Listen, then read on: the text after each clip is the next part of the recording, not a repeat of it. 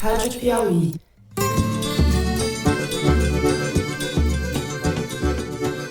Olá, sejam muito bem-vindos ao Foro de Teresina, o podcast de política da revista Piauí. Ninguém sabe ainda, o mundo ainda não sabe, mas não achamos que vai ser diferente das outras variantes. E a principal resposta é a vacinação. Eu, Fernando de Barros e Silva, como sempre na minha casa em São Paulo, tenho o prazer de conversar com os meus amigos José Roberto de Toledo, aqui pertinho. Opa, Toledo. Opa, Fernando. Opa, Thaís. Eu já tenho 23 vices e 8 ministros da Fazenda. E eu nem sou candidato ainda. Eu tive uma extraordinária relação, com um governador responsável aqui em São Paulo. Opa, Thaís. Oi, Thaís. Também em São Paulo, no estúdio Confraria, é isso, Thaís? Salve, salve, sim. A moça séria no estúdio e nós muito aqui em profissional. casa, Zé. Primeira reação foi dar glórias a Deus por essa vitória. É um passo para um homem, um salto para os evangélicos. Bom, vamos direto para os assuntos da semana. A variante Ômicron do coronavírus já está no Brasil. Os primeiros casos foram identificados nessa semana. No primeiro bloco, nós vamos falar sobre o que se sabe e, sobretudo, do que ainda não se sabe dessa nova cepa do vírus. O governo federal reluta em adotar e coordenar medidas preventivas e o que a gente vê por hora são temores e medidas desencontradas. Fecha o carnaval aqui, abre o Réveillon ali, libera tudo, abole o uso da máscara, manda fechar num dia, abre no outro. No segundo bloco, Centrão acima de tudo, Valdemar Costa Neto acima de todos. O presidente Jair Bolsonaro oficializou nessa semana sua filiação ao PL, partido pelo qual deve disputar a reeleição. Pela chamada terceira via, que não é terceira, João Dória Júnior, governador de São Paulo, venceu a batalha do Caxemir e ganhou o direito de disputar a presidência da República pelo PSDB. Sérgio Moro e Ciro Gomes também são candidatos, para não falar de outros nanicos, como Simone Tebet, pelo PMDB. A chapa Lula e Alckmin continua sendo uma possibilidade e pessoas próximas do ex-governador estão surpresas com o tamanho da animação que ele expressa ao falar do assunto. No último bloco, continuamos a falar de eleição, ou o que tem a ver com eleição, alguns dos movimentos importantes dessa semana em Brasília. Primeiro, a aprovação pelo Senado de André Mendonça, que agora é ministro do Supremo Tribunal Federal. Isso mesmo. Segundo, a legitimação do orçamento secreto pelo Congresso. E terceiro, a PEC dos precatórios, ou seja, o Centrão recebe e o Centrão entrega. E tem mais gente fazendo contas nesse infinito toma lá da cá da política brasileira. É isso, vem com a gente.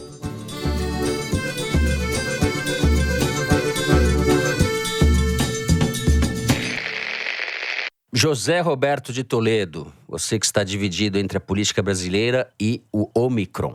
Antes da gente começar o programa, o Toledo vinha me explicando por que Ômicron e etc. Podemos começar falando sobre o nome dessa variante, sobre as ameaças reais que ela representa para o Brasil e sobre o que o Brasil está fazendo e principalmente deixando de fazer. Zé, vamos lá. Vamos lá. Primeiro, então, vamos começar pelas curiosidades, né? Quem batiza as variantes é a Organização Mundial da Saúde. Então, para evitar estigmatizar lugares, estigmatizar nações e também para simplificar a comunicação, a OMS adotou letras do alfabeto grego em vez da região de origem dessa cepa ou das siglas que são adotadas para designar as milhares de linhagens do vírus. Então, em vez de variante sul-africana ou de B.11529, virou Ômicron, que é a 15ª letra do alfabeto grego. O problema é que nesse ritmo vai faltar letra. Só tem mais 9 até chegar em ômega, que é a última. E para piorar, a OMS pulou 2 letras para chegar em Ômicron.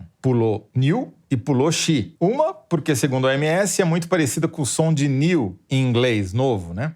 E a outra, porque ainda segundo a OMS, é um sobrenome muito comum no mundo. Por acaso, também é o sobrenome do líder chinês Xi Jinping, né? A próxima letra é Pi. Vamos ver se os matemáticos vão protestar contra a adoção da Pi como letra de variante do coronavírus. Bom, sim, vamos do nome à coisa agora. Exatamente. Vamos ao objeto. Essa variante Ômicron tem uma característica muito importante que fez a OMS classificá-la como uma variante preocupante, ou uma variante de preocupação, que só tem 5 até agora. Essa é a 5ª. Ela tem um número sem precedentes de mutações. São mais de 50 mudanças nos aminoácidos que compõem o vírus. E essas mudanças estão concentradas justamente na região que penetra a célula humana, chamada spike protein ou a ponta da lança. A gente nunca ouviu falar, por exemplo, da variante Zeta, ou que circulou no Brasil, inclusive, ou da variante Theta. Por que essa Ômicron, então, está gerando esse auê todo e está deixando os cientistas e os governos tão preocupados? O problema é que essas 50 mutações aumentam o risco do chamado escape imunológico. Ou seja, quanto maior o número de mutações, especialmente nessa região da spike protein, maior o risco de o vírus conseguir eludir as defesas humanas contra ele, ou seja, os anticorpos adquiridos por quem já teve Covid ou aqueles desenvolvidos pelas vacinas. Também há uma possibilidade de aumentar a transmissibilidade da variante Ômicron, dela conseguir se espalhar mais rapidamente e não apenas no local de origem, mas globalmente, né? E isso já aconteceu. Ela começou na África, mas já está na Europa, já está na Oceania, já está na Ásia, já está na América do Norte, já está na América do Sul. Quer dizer, já é pandêmica, né? E isso num espaço de tempo muito curto. Vamos lembrar que ela foi identificada pela primeira vez dia 21, ou seja, sexta-feira, faz uma semana, 21 de novembro, e no dia 26 já foi declarada uma variante de preocupação, uma VOC. Dá uma boa notícia aí pra gente. A boa notícia é que a gente sabe muito pouco. Eu acho, na verdade, isso é uma má notícia.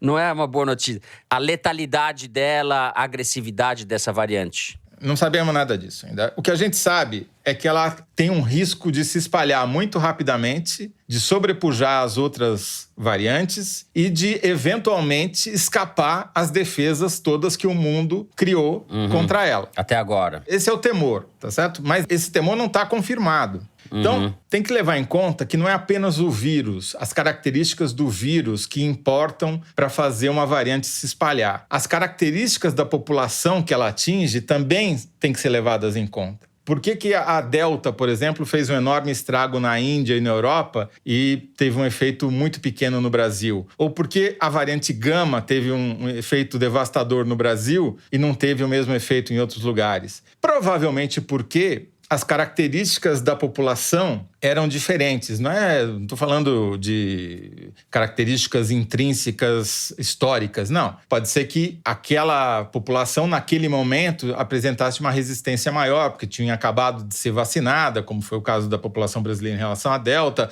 ou porque já tinha um alto grau de contaminação prévia por outras variantes, enfim. É a combinação das características do vírus com a característica da população que determina se aquela variante vai ser devastadora ou não numa determinada região.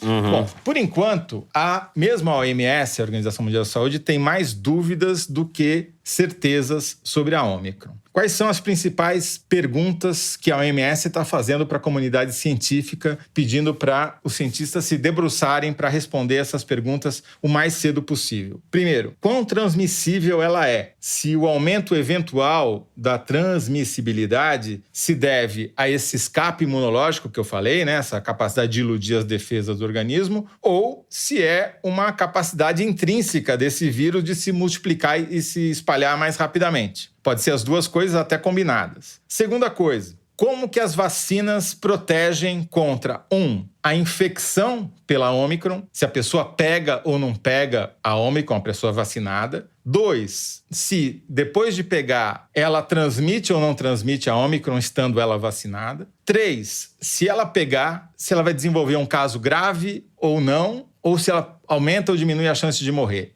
Todas essas perguntas não têm resposta ainda. A gente tem declarações de médicos sul-africanos, mas que são casuísticas, que não dá para você tirar uma teoria a partir delas. Tem que fazer um estudo científico, epidemiológico, imunológico, enfim, os cientistas têm que arregaçar as mangas para responder. E a terceira coisa é se essa variante vai se apresentar de uma forma mais severa, ou seja, como uma Covid mais grave ou mais branda. Nós também não sabemos isso. A OMS já fez 10 recomendações aos governos do mundo inteiro sobre como reagir à Ômicron. Primeiro, aumentar a vigilância e o esforço de sequenciamento da Ômicron para ver se ela vai continuar mutando e como ela está se espalhando. Ou seja, testagem em massa. Eu não vou listar todas aqui porque é coisa demais, mas as principais que afetam diretamente você, ouvinte. Acelerar a vacinação, especialmente das populações prioritárias, mais vulneráveis. Implementar controles de viagens internacionais.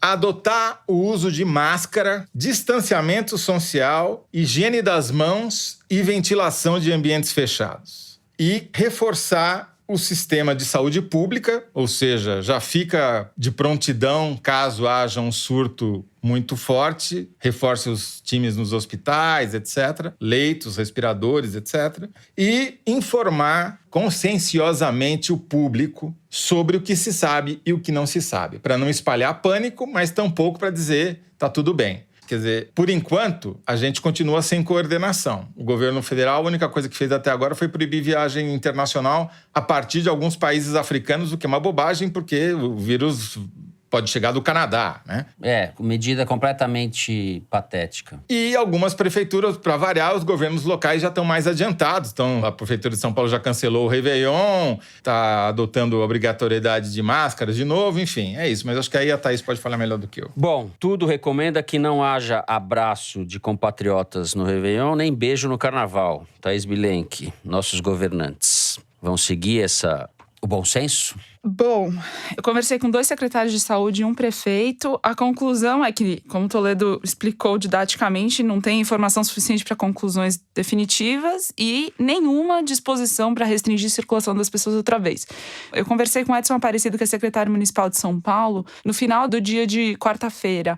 Impressionou para mim como a mudança de tom de quarta-feira para quinta. Então, explico. Perguntei para ele sobre as diretrizes da cidade de São Paulo em relação a Réveillon e Carnaval. O que ele me falou inicialmente é o seguinte: a pandemia está absolutamente controlada em São Paulo, na cidade, no momento, e depende dos novos números. Estamos fazendo estudos, já fizemos um alguns dias atrás, tem um outro estudo que vai sair no domingo. É muito cedo para dizer se vai ter que cancelar o Carnaval ou não. Réveillon, a gente depende um pouco desse estudo que vai sair no domingo. Horas depois, eles anteciparam o resultado do estudo, ele mandou o resultado para o prefeito Ricardo Nunes, que está em Nova York, e hoje de manhã já anunciou o cancelamento do Réveillon em São Paulo. Mas, para além disso, do Edson Aparecido, dessa mudança de tom, ele mantinha um discurso até ontem muito mais tranquilizador, no sentido de dizer que, isso que o Toledo explicou, né? Como a população brasileira teve um número muito alto de infectados e uma taxa de vacinação boa, a circulação do vírus caiu no país e na cidade em particular, de modo que, no ciclo da Delta, quando houve esse alerta outra vez, né, com as pessoas receio de que isso pudesse piorar a pandemia de novo no país, no meio desse ciclo, a cidade de São Paulo reduziu o leito de UTIs porque as pessoas estavam tendo contato, estavam sendo infectadas, mas não tinham os quadros agravados. Então, como não há informação nenhuma, por enquanto, muito pouca informação sobre a Ômicron, o discurso era de que era necessário esperar. Em seguida, eu conversei com o Carlos Lula, que é secretário de Saúde do Maranhão e presidente do Conselho de Secretários Estaduais de Saúde do país inteiro. Para começar, eles não estão conseguindo agendar reunião com o ministro Marcelo Queiroga. Assim, estão até com saudades do Pazuello, porque o Pazuello pelo menos pegava o telefone e telefonava para os secretários, falava... Não, daí já é demais. Saudade do Pazuello. É que o Queiroga deve estar fazendo campanha na Paraíba, né? O Queiroga está fazendo campanha na Paraíba, não está interessado na Ômicron, nem na Ômega e nem nas outras que vão faltar as letras todas trouxe para a gente definir.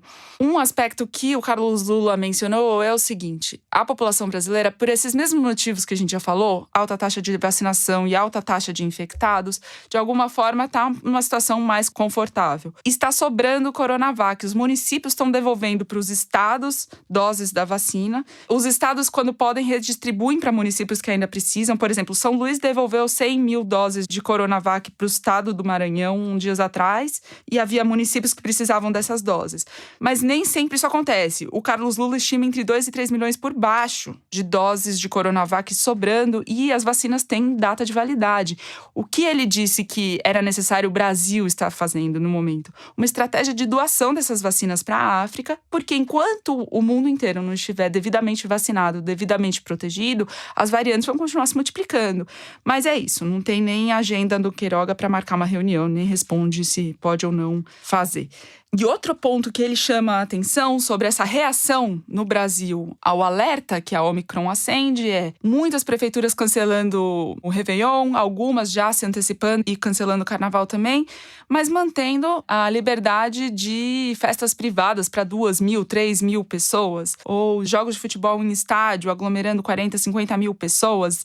Segundo Carlos Lula, não adianta nada fazer isso, porque não é um Réveillon de rua que vai evitar a propagação do vírus se tiver 3.000 pessoas e tantas outras casas de festa fechadas. Zé, deixa eu mudar um pouco o foco rapidamente. A gente está vendo um recrudescimento, um avanço da contaminação em vários países e que não necessariamente são contaminações dessa variante, certo? Na Alemanha, na Coreia do Sul, enfim, na Europa, em vários países da Europa.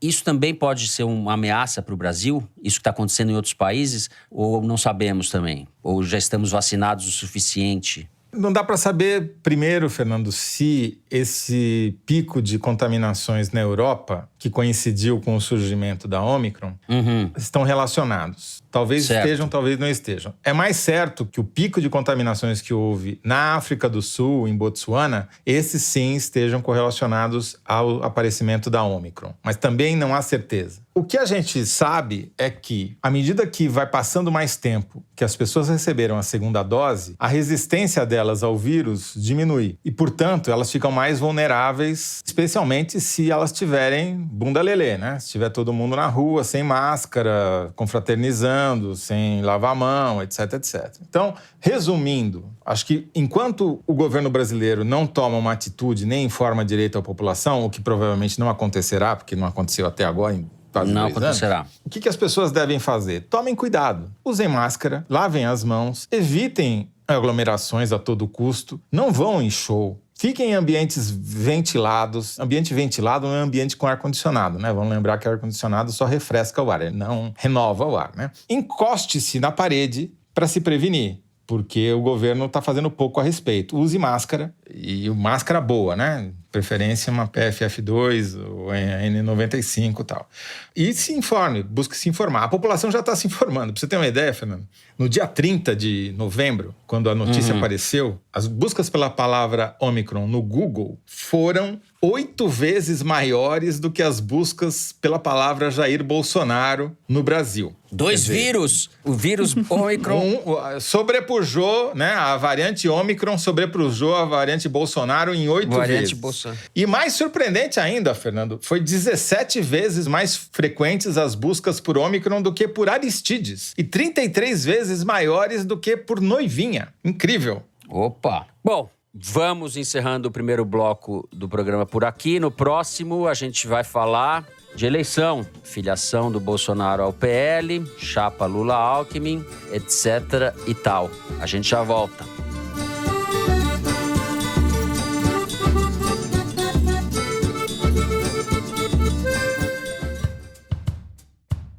O mercado de bicicletas elétricas no Brasil cresceu mais de 28% em 2020.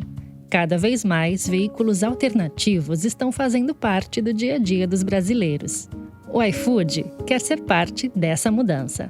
Até 2025, metade das entregas da empresa vão ser feitas em modais não poluentes. Desde o ano passado, entregadores parceiros têm acesso a bikes elétricas e convencionais por meio do projeto iFood Pedal, uma parceria com a Tembici. A gente realizou aqui mais de 500 mil de entregas nessa parceria. Tomás Martins, CEO da Tembici. E além disso, acho que os nossos clientes, cicloentregadores, cicloentregadoras, também têm visto um benefício muito claro no projeto. O iFood também está investindo na compra de créditos de carbono no mercado voluntário. Luiz Felipe Adaime, fundador da parceira Moss, explica como funciona.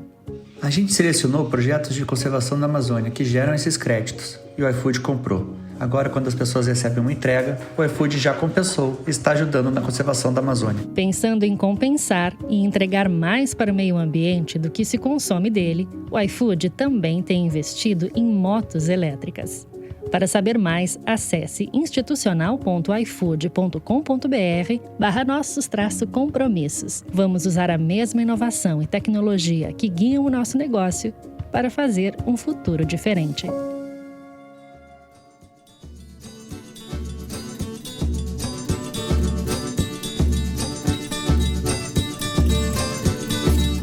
Muito bem, nessa terça-feira, dia 30 de novembro, o presidente Jair Bolsonaro assinou a ficha de filiação ao PL, a sua 9ª legenda em mais de 30 anos de carreira, ele que é a nova política, etc. 9º partido, 30 anos de sinecura, não é isso, Zé? É nova política porque é cada vez um partido novo. Exato.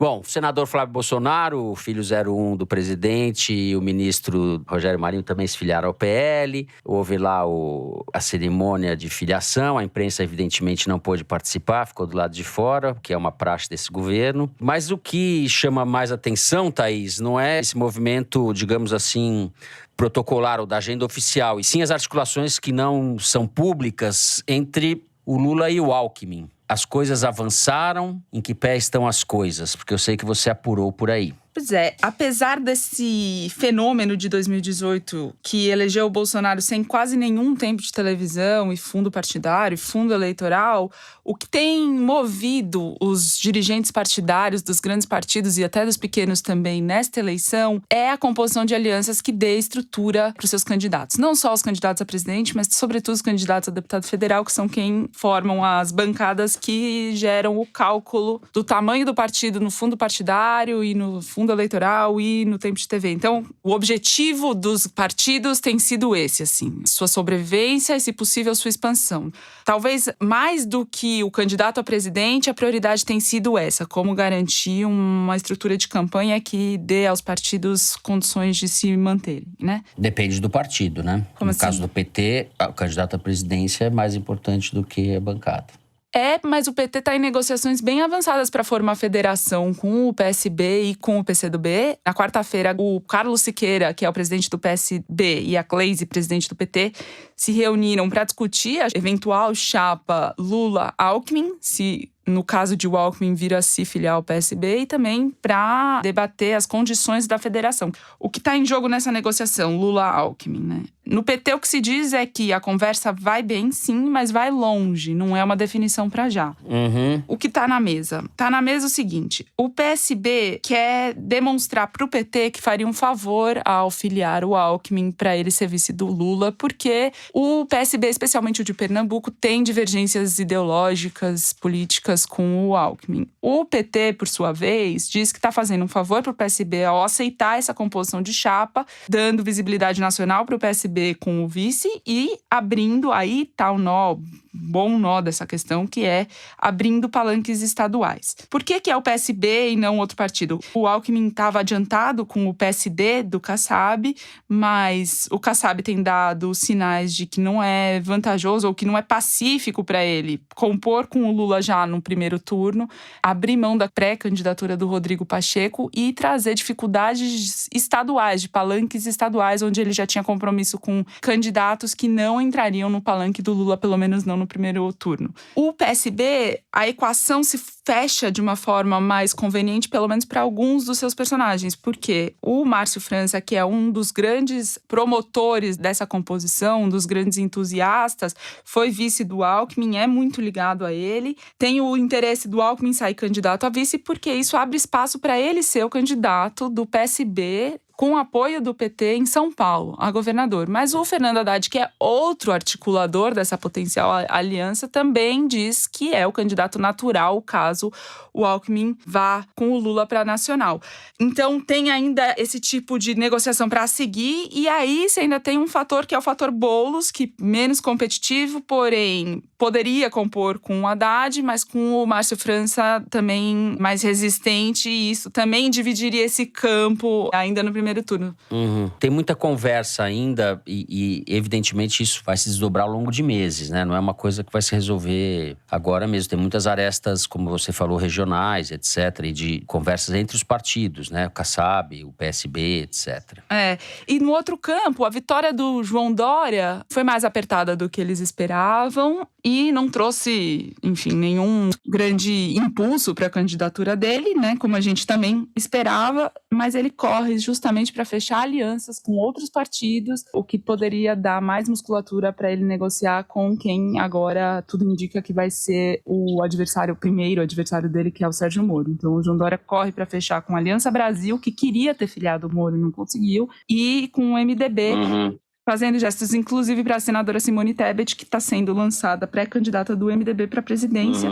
Enfim, o João Dória está nessa situação que ele mantém o discurso público de ter boas relações com o Moro, mas ciente de que o Moro é quem pode, na verdade, ocupar o lugar que ele almeja ocupar, né? E aí uma composição entre eles é praticamente inviável, né? Quem abriria a mão da cabeça de chapa? Eu conversei com o Orlando Morando, que é um aliado próximo do João Dória, que diz que não é inviável uma composição, mas, de novo, diz que o Dória não abriria a mão da cabeça de chapa, ou seja... É inviável, porque o Moro também, ser vice do João Dória a essa altura do campeonato, e estando na frente na campanha, também não faz o menor sentido. José Roberto de Toledo. Bom, vamos lá. Ele coça a cabeça, ouvinte. Você não está ouvindo, ele coça a cabeça, um pouco entediado, porque esse blá, blá, blá dos candidatos. Não. Tem que falar disso, Zé. Vamos coçar a cabeça aqui. Deu pra ouvir? Não. Não, é o seguinte. O que a gente está vendo de movimentos de campanha nesse momento? A prioridade do Bolsonaro, nesse momento, é atacar o Moro. E isso está muito claro nas mídias sociais. A prioridade zero do Bolsonaro é atacar o Moro. Porque o Moro é o cara que disputa votos à direita. Não votos de centro, mas os votos da direita junto com o Bolsonaro. Não tinha ninguém à direita do Bolsonaro. Agora, eles estão competindo na mesma faixa. E o Moro está devolvendo. Na discussão, por exemplo, do orçamento secreto, que a gente vai falar no terceiro bloco, toda a artilharia dos simpatizantes do Moro, tipo MBL, Kim Kataguiri, etc., é contra o Bolsonaro. Então você tem uma disputa Moro-Bolsonaro, um batendo no outro, de um lado. Você tem uma disputa Ciro tentando ressuscitar, batendo no Lula. Então eles pegaram o voto do senador petista, que foi um dos que votou a favor do orçamento secreto no Senado, num placar de 2 votos de diferença, qualquer voto era significativo, para bater no PT. E o Lula claramente tentando sinalizar para o centro desesperadamente. Esse gesto em direção ao Alckmin é para tentar evitar que a eleição se caracterize, como a gente falou na semana passada, um Lula contra a Rapa, que foi o que causou a derrota do PT em 2018 e a vitória do Bolsonaro. E o melhor jeito dele fazer isso é pegar um cara extremamente centrista, como é o Alckmin, e colocar de vice. O Alckmin está gostando disso porque ele nunca teve tanta evidência quanto depois que essa notícia apareceu. Fazia anos que ele não aparecia tanto. Estou vendo aqui nas buscas do nome de Alckmin no Google, e elas deram um pequeno pico junto com Lula, associadas. As duas coisas começaram a ficar associadas, ele ganhou evidência. Então, para ele, mesmo que ele não venha a ser vice, que ele seja candidato a governador de São Paulo, é bom, né? O nome dele está aí circulando, é bom. Então, ele vai alimentar essa discussão o quanto ele puder. Agora, vamos dar peso às coisas. Quem tem presença nacional hoje é o presidente Jair Bolsonaro, por ser presidente e por manipular muito bem as mídias sociais. É o Lula, por estar liderando as pesquisas e ter uma base social e é o único que tem um partido de verdade. E é o Moro tentando se apresentar. O resto tá tudo no acostamento, né, gente? Você vê aqui, tanto o Alckmin quanto o Dória, eles estão despertando menos interesse do que o Aristides na internet, entendeu? Agora, a novidade é o Ômicron, que não é candidato a nada, mas interfere diretamente nessa eleição. Os bolsonaristas, aqui a Arquimedes já detectou, já criaram uma narrativa para tentar escapar da eventual desastre econômico que o Ômicron venha a provocar em 2022, ano da eleição.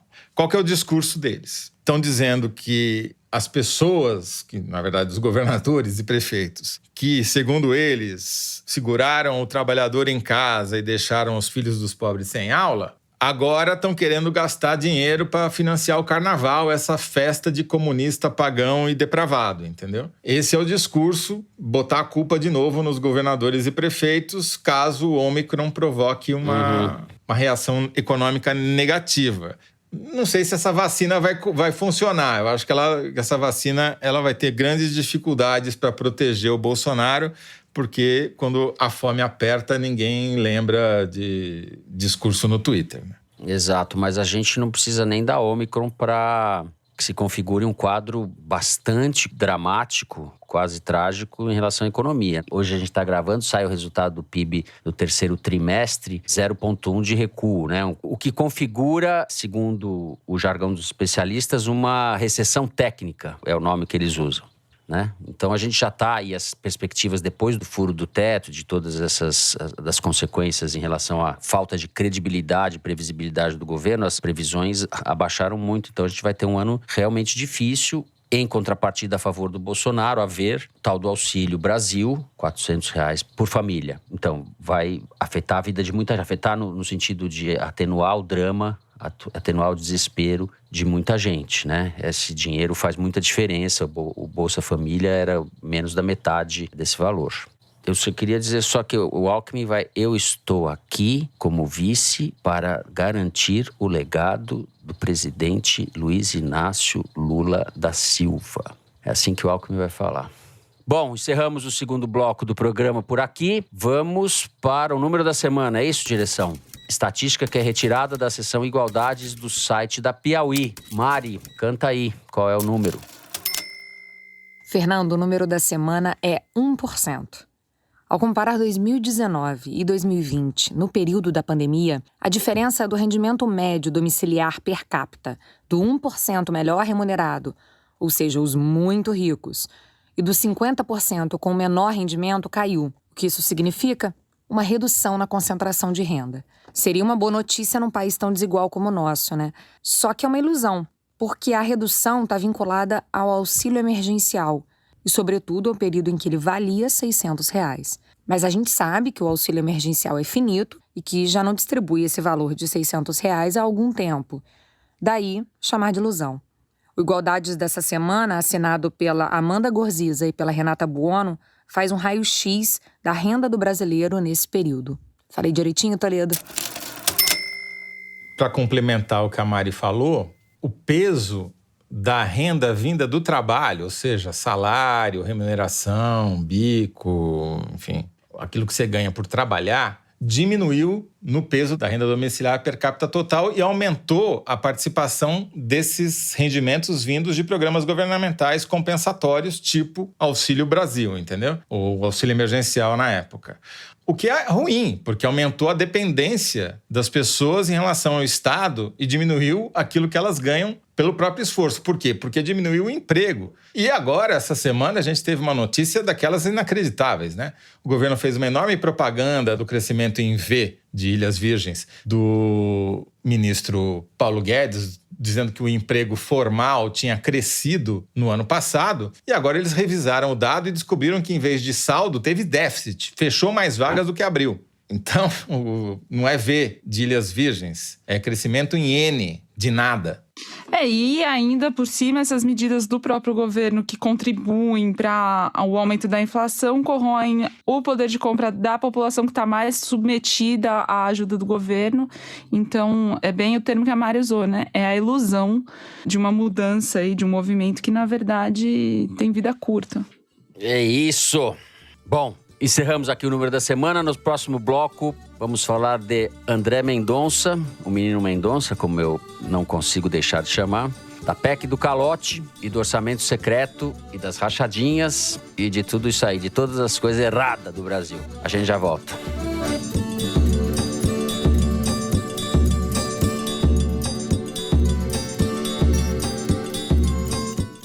Assine a Piauí exclusivamente digital.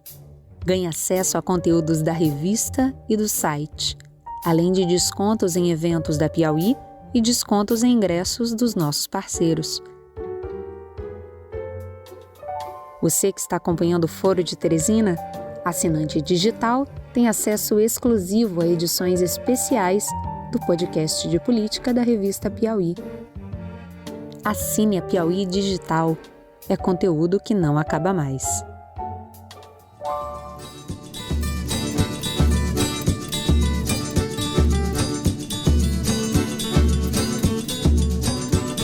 Muito bem. O Congresso Nacional aprovou na segunda-feira o projeto que cria novas regras para a execução das emendas do relator, que é o chamado orçamento secreto, dando nome aos bois. Foi uma reação dos parlamentares à suspensão pelo STF, pelo Supremo, do pagamento dessas emendas, porque não eram transparentes, não obedeciam aos critérios de isonomia, parará. Né? Tava tudo errado e eles legitimaram, assim, driblando a determinação do Supremo, as coisas erradas. Isso foi na segunda-feira. Quarta-feira, André Mendonça passou na sabatina do Senado, foi aprovado na sabatina e depois pelo plenário do Senado, teve 6 votos a mais do que precisava para virar ministro. Foi a votação mais apertada da história dos candidatos, mas ele chegou lá, né, Thaís? Acho que sobre ele, interessante notar o tipo camaleônico que ele se revelou, porque o André Mendonça, quando assumiu a AGU pela primeira vez, no começo do governo, era o típico servidor de carreira, tímido, discreto, comedido. E daí passou a ser o auxiliar leal, depois virou o caçador de inimigos através da Lei de Segurança Nacional, aí de lavajatista passou a ser garantista. Perseguidor de jornalistas também. Cometeu uma série de delinquências, né? E de terrivelmente evangélico ao defensor do Estado laico. Assim, ele criou expectativas para todas as frentes, para poder vencer as barreiras que tinham contra ele, especialmente que tinham contra o governo Bolsonaro, né? E inevitável que acabe frustrando parte dessas expectativas, porque elas são inconciliáveis.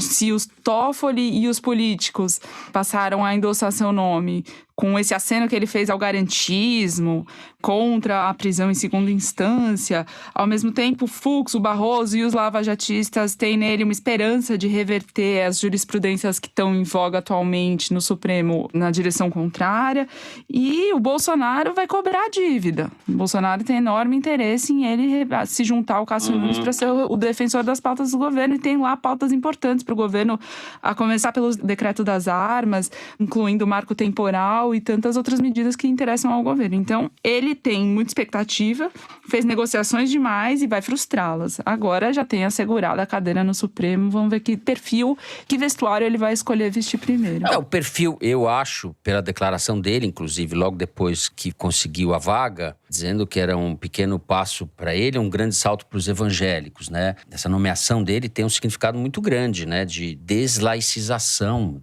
das estruturas de poder no Brasil, avanço desses grupos evangélicos, que vem lá desde 2010. Se a gente pensar, é uma presença cada vez maior. Em 2010, a Dilma, durante a campanha contra o Serra, teve que recuar na questão sobre o aborto. Ela havia defendido o direito da mulher à realização do aborto em certas circunstâncias. Na campanha, recuou. E de lá para cá, a gente vê essa presença dos evangélicos cada vez mais determinante na condução, nas decisões que são tomadas pelos políticos, né? Fernando, eu tenho dúvidas de quanto a religiosidade dele vai se impor depois que ele vestia a toga. Ele era um servidor muito discreto na AGU, inclusive a religiosidade dele não pautava o comportamento na observação dos pares, dos colegas dele. Tenho dúvidas realmente se essa declaração que ele deu depois da sabatina sobre o grande salto que a indicação dele representava para os evangélicos, eu tenho dúvidas se isso não é também um aceno para o Bolsonaro, para ainda no calor da hora. Eu vejo, ele é um quadro dos evangélicos. Os evangélicos o veem como uma pessoa lá dentro, além de ser uma pessoa com baixíssima qualificação jurídica, né? Pelas manifestações do sujeito dá para ver isso. Ou seja, demos um passo para trás grande com essa indicação, que contou com a colaboração, inclusive, de parlamentares da esquerda, até do PT. Daí, o que se explica, mas não se justifica, né? Pelos interesses eleitorais que estão postos aí para o ano que vem. Zé. Eu concordo com a Thaís quando ela diz que o André Mendonça muta mais que o Ômicron, né? Ele tem um número de mutações inigualável para um ministro do Supremo. Cada dia ele está com uma cor. Agora, ele tem 48 anos, o que lhe dá uma perspectiva de ficar 27 anos no Supremo. Portanto, o jogo dele não é um jogo imediatista. O direito que ele adquiriu quarta-feira é irrevogável, salvo o impeachment que nunca houve, né? Ou raríssimo. Então, ele não vai jogar só de acordo com o interesse do Bolsonaro, ele vai jogar de acordo com o interesse dele, que é o que ele mostrou na curta carreira que ele tem. Ele está dando essa declaração a favor dos evangélicos, foram os evangélicos, as lideranças evangélicas, principalmente as neopentecostais, que não é o caso dele, que não é neopentecostal, né? Foram essas lideranças que fizeram lobby para ele ser eleito. O Bolsonaro se mexeu proporcionalmente menos do que ele. E são essas lideranças que vão para cima dele fazer pressão quando precisarem do voto dele. E aí que a gente vai ver que tipo de parceria que ele firmou. O Bolsonaro se mexeu relativamente menos, mas foi o Bolsonaro que nomeou, né, que indicou. E o Bolsonaro se mexe sempre pouco, é o jeito dele. Para começar, porque ele é vagabundo, ele é preguiçoso, ele não se mexe, ele não sabe fazer, não gosta de fazer política desse jeito. Então, mas ele deve muito mais a aprovação do nome dele às lideranças evangélicas do que ao Bolsonaro. E não é à toa que o primeiro gesto dele tenha sido em relação a elas, até ao dizer que os evangélicos serão maioria no futuro próximo, na população brasileira, o que tem um fundo de verdade difícil de prever. Agora, o que eu acho mais significativo é que o bolsonarismo está mirando especificamente no segmento evangélico para garantir a chegada do Bolsonaro no segundo turno. Esse discurso sobre o carnaval não é só uma vacina contra os prefeitos e governadores, mas é também mirando esse público que não faz carnaval, não frequenta baile de carnaval, não, né? Enfim, em tese. Agora, o que eu acho mais significativo de tudo isso é que a eleição ela está influenciando todos os aspectos da vida brasileira desde sempre, na verdade, inclusive esse. As pessoas estão fazendo seus cálculos tudo em função de micropúblicos que vão ter peso, que vão migrar mais para um lado do que para outro nessa eleição. Então, a esperança do Bolsonaro de chegar ao segundo turno, se o quadro da economia se deteriorar muito, vai ser esse segmento que ouve mais os apelos, digamos assim, ideológicos da pauta de costumes. Eu acho que isso vai ser uma coisa que a gente vai assistir cada vez mais. A gente nota também no Google Trends um crescimento grande de buscas que associam o nome do Lula à ditadura e ditador genocida. Não é um número grande, não está entre as principais buscas, tem mais buscas sobre Lula e Alckmin do que Lula e ditador ou Lula e ditadura, e não há ataques diretos do bolsonarismo, mas isso me diz que há ataques subreptícios que estão sendo feitos aí no escurinho das redes por causa da defesa parcial que o Lula fez da ditadura, proto-ditadura lá na Nicarágua, e após a eleição do Ortega, a reeleição dele lá, numa eleição que prendeu um monte de jornalista, prendeu um monte de opositores. Enfim, esse continua sendo um calcanhar para o Lula, esse apoio direto, indireto, ou mesmo envergonhado a ditadores latino-americanos. Bom, eu espero que vocês estejam com a razão. Eu só quero ver, no caso de Bolsonaro vencer a eleição, coisa que não está descartada, pondo mais 2 Andrés Mendonças lá, esses camaleões, o estrago que vão fazer no Brasil, entre outras coisas. Mas, Thaís, vamos falar de orçamento secreto. O orçamento secreto é a forma real do governo conseguir o que precisa. Então, você pode considerar, inclusive, a sabatina do André Mendonça ou qualquer outra medida no Congresso, que o Congresso precisa. Essa é a principal moeda de troca, e é por isso que o Congresso, junto com o governo, fez essa solução que foi aprovada nessa semana de dizer que está atendendo à determinação do Supremo Tribunal Federal de dar mais transparência para as chamadas emendas do relator, mas, na prática, anistiando reiterando o que já foi feito até agora. Enfim, o que eles decidiram? Eles decidiram que, a partir de agora, passam a dar alguma transparência para esses recursos e um limite, um teto do volume de verbas que podem ser repassadas via essa rubrica e dizer o autor da emenda, coisa que não acontece até hoje e que o Congresso definiu nesse projeto aprovado que não vai fazer retroativamente. Então, todos os bilhões de reais que foram já gastos com emenda do relator vão continuar nas sombras e a gente vai continuar sem saber, no todo, como que foram usados. E por que que eles têm esse interesse? A Marta Salomão, a repórter Marta Salomão, teve acesso a uma planilha que foi usada na semana anterior à votação da PEC dos precatórios na Câmara, entre o final de outubro e o início de novembro, que foi a semana em que mais de R$1 bilhão foram prometidos para os deputados e senadores para ter o resultado que eles esperavam. Então, a gente olhou juntas essa planilha. Minas Gerais, do Rodrigo Pacheco, presidente do Senado, é o segundo estado mais populoso do Brasil, mas foi o estado que recebeu mais verba. Foram quase R$200 milhões. E São Paulo, que é o maior estado, recebeu R$140 milhões. Em seguida, o Rio de Janeiro, com 101 milhões. E aí, em quarto lugar, o estado que mais recebeu verba é o Piauí, que é o 18º maior estado da federação. E é também o estado do Ciro Nogueira, presidente nacional do PP e ministro-chefe da Casa Civil. E desse dinheiro que foi destinado ao Piauí, uma enorme parcela, R$11 milhões, foi dedicada a um terceiro município do estado, que é a cidade de Picos. R$11 milhões é mais do que o estado do Rogério Marinho, ministro, Rio Grande do Norte, recebeu inteiro, que recebeu R$6,6 milhões. Aí que a gente vê o poder de determinadas figuras em usar esse cofre valioso e controladíssimo. Picos, para ficar nesse exemplo do Ciro Nogueira, é uma cidade que tem uma confluência de interesses para o ministro. Então, em primeiro lugar, o prefeito é o Gil Paraibano, que é um empresário milionário e segundo suplente do Ciro Nogueira no Senado, e é a base eleitoral também de uma deputada federal chamada Marina Santos, que trocou Solidariedade pelo PL e pode ser quem vá representar o PL caso os atuais dirigentes saiam do partido porque são resistentes à afiliação do Bolsonaro na sigla. Então, o Ciro Nogueira consegue, assim, alguém afinado com ele no estado, no partido do presidente, para poder manter os planos nacionais em curso. Estou dando esses exemplos para mostrar que essas emendas têm um poder de alterar votações no Congresso e têm um poder também de alterar os jogos políticos nos estados. Então, só para ficar no Piauí, o Ciro Nogueira era aliado do Wellington Dias, que é o governador do PT.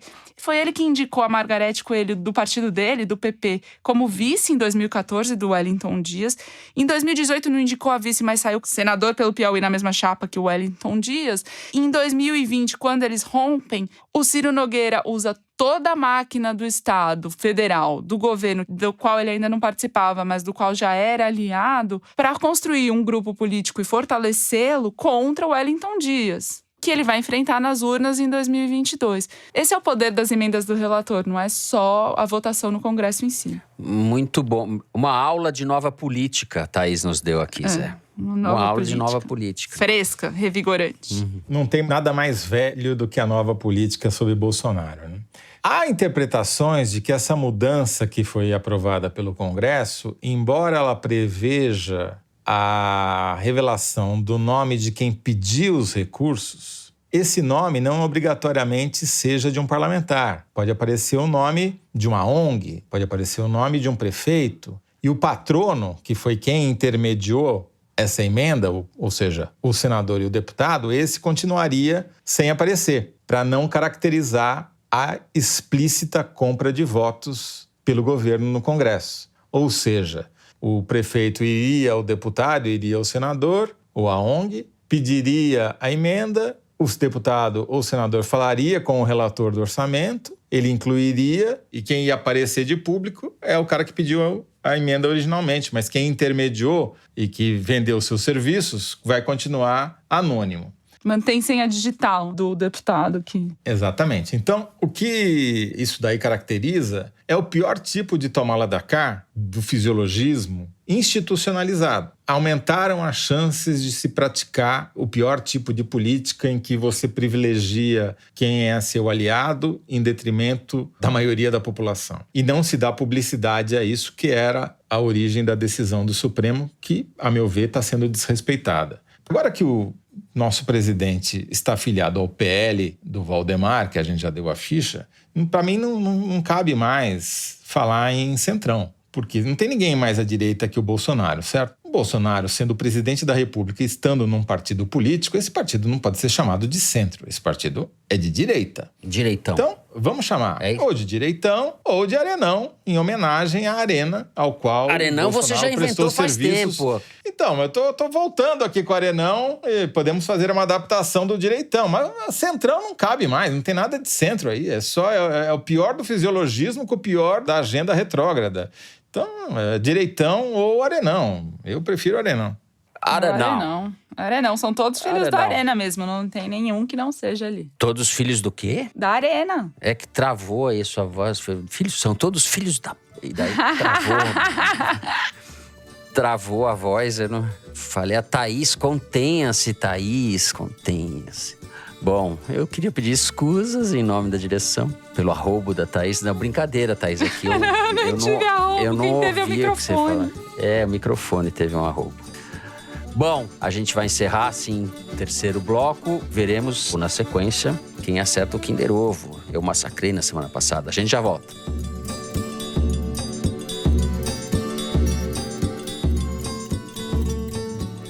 Oi, eu vim aqui te convidar para conhecer a Agência Pública de Jornalismo Investigativo. Há mais de 10 anos, a gente investiga violações de direitos humanos. Olha só o que eles estão fazendo com a nossa mata. Eles falam que nós somos índio falso. É uma agressão, uma intimidação, sabe? A gente trabalha para mostrar, por exemplo, qual a relação entre os assassinatos no campo e as mudanças climáticas. Acesse lá o nosso site, apublica.org, ou procura Amazônia Sem Lei no seu tocador de podcast favorito. Muito bem, muito bem. Mari Faria, vamos para o Momento Kinder Ovo. Lembrando que na semana passada, sem a Thaís e sem o Toledo, eu ganhei 2 vezes o Kinder Ovo. Que foi aquilo, hein? Não me recuperei até agora. O meu amigo Marcos Renault, que é ouvinte assíduo da gente, tradutor e ator e tradutor de teatro, falou que nós estamos uma vergonha no Kinder Ovo e que você deixou ganhar, Thaís. Ele falou, eu deixei mesmo. Eu dei essa Thaís deixou o Fernando ganhar. Falou que foi uma manobra vergonhosa, visível, e que a gente tá péssimo de Kinder Ovo, que ele acerta muito antes da gente. Ele tá certo. A gente tá mesmo. Vamos lá.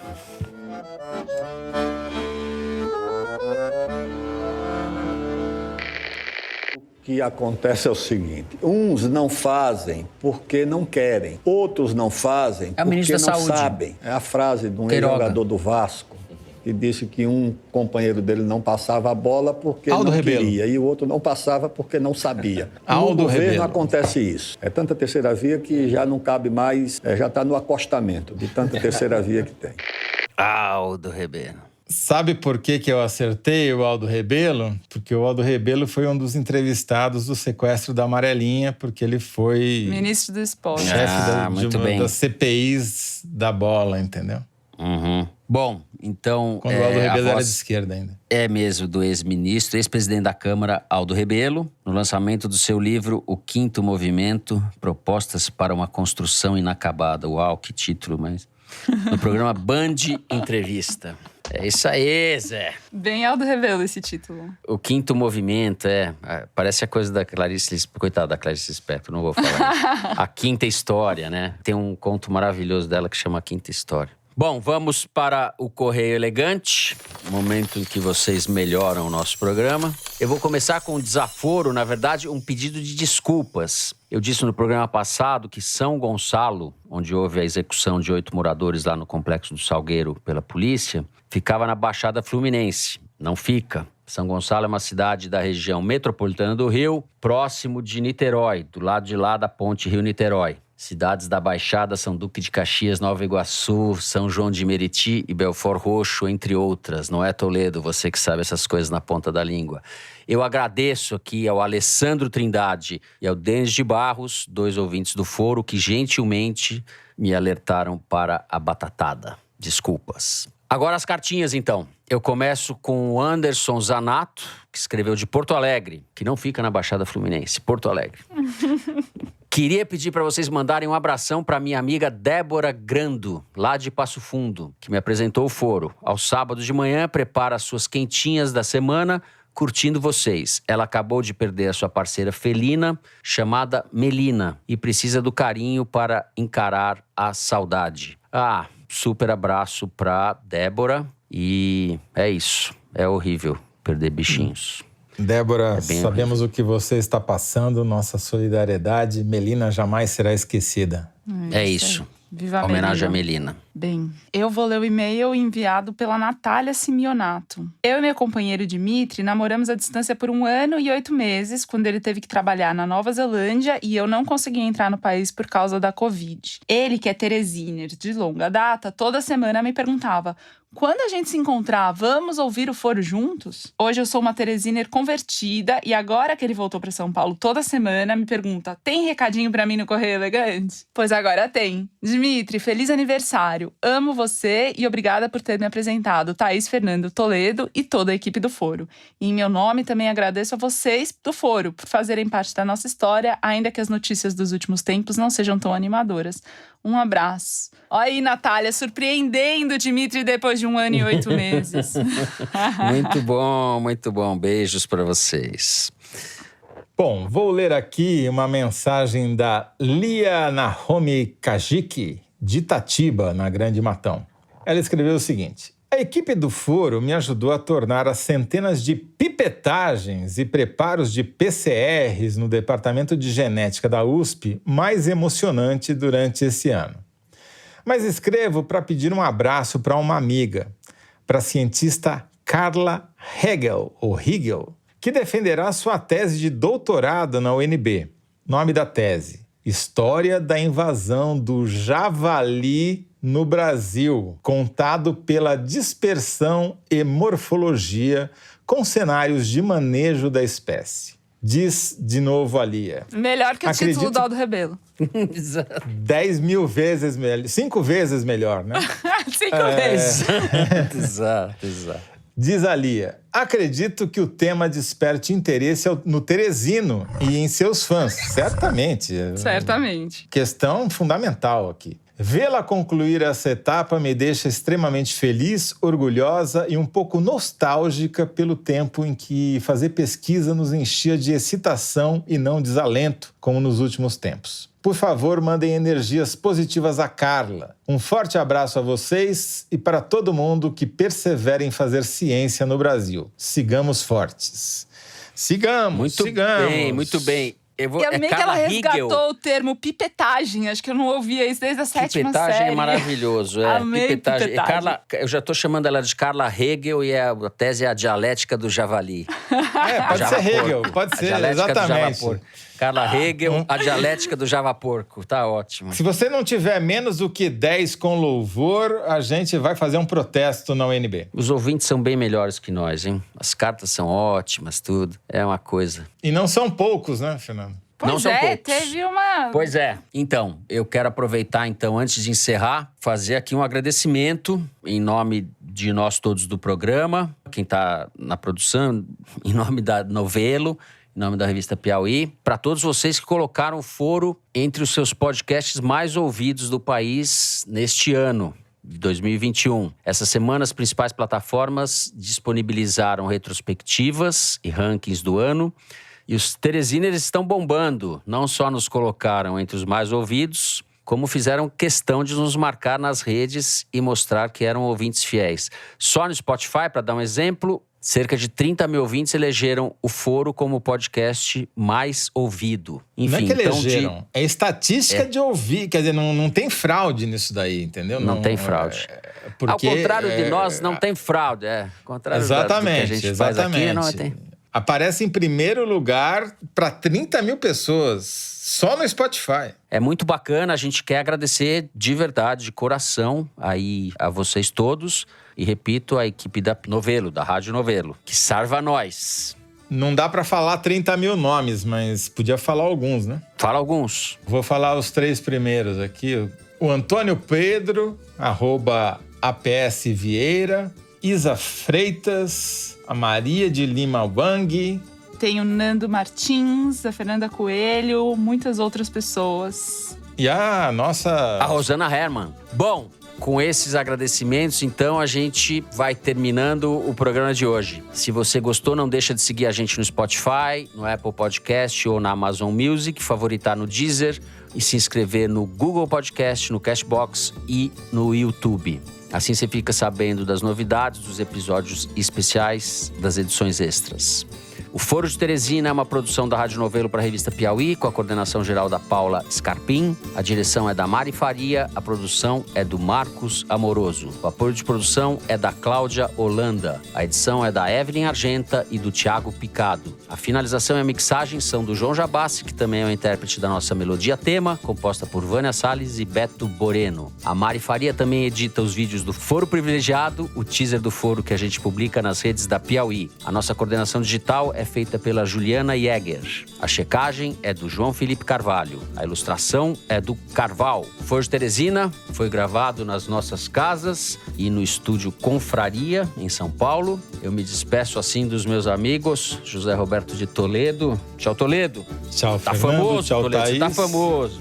Aqui Toledo é famoso. Nem na Grande Matão. Nem na Grande Matão. A Grande Matão tá muito pequena pro Toledo. Sim. A Grande Matão sempre será muito maior do que os seus nativos. Imperador da Grande Matão. Queria deixar um recado para você, ouvinte. Use máscara, lave as mãos, evite aglomeração e vacine-se, não só contra o Ômicron, mas contra a variante que habita o Palácio do Planalto. Muito bem. Tchau, Thaís. Tchau, Fernando, Toledo. Tchau, pessoal. É isso, gente. Se cuidem. Até semana que vem.